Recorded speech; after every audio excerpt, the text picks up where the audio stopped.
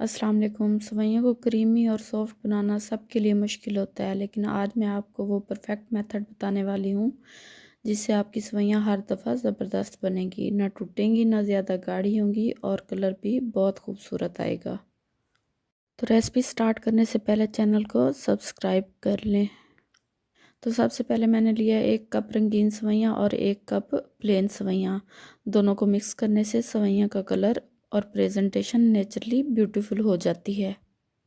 अब मैंने पैन में 1 चम्मच कुकिंग ऑयल ऐड किया है। उसको अच्छे से गर्म होने पर मैंने इसमें सेवइयाँ ऐड कर दी हैं। 2 से 3 मिनट हल्की आंच पर फ्राई करूँगी।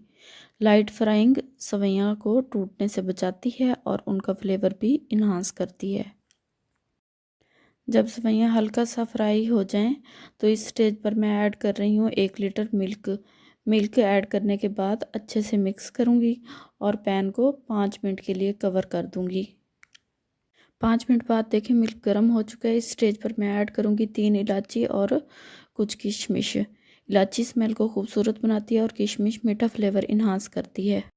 अब मैं ऐड कर रही हूँ 1 कप चीनी। अच्छे से मिक्स करने के बाद मैंने फिर इसे 10 मिनट के लिए कवर कर दिया ताकि सेवइयाँ बिल्कुल सॉफ्ट हो जाएं।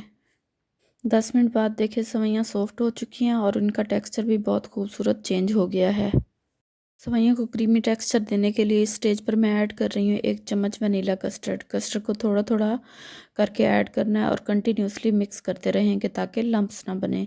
सिर्फ 5 मिनट तक इसे हल्की आंच पर पकाएंगे और देखें क्रीमी थिक रिच टेक्सचर वाली सेवइयाँ बिल्कुल रेडी हैं।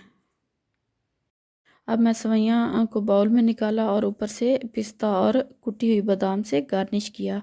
फ्रिज में ठंडा करने के बाद सर्व करें। टेस्ट लिटरली डबल हो जाता है।